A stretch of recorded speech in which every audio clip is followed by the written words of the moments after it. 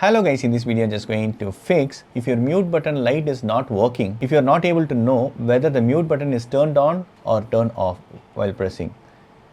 So this is the way you can identify whether it's turned on or turned off. But there is no light bar here, right? We can turn it on. Example, now it is in mute. That should be a yellow light here. So just swipe, okay, right side corner and then go to settings and here go to display and brightness.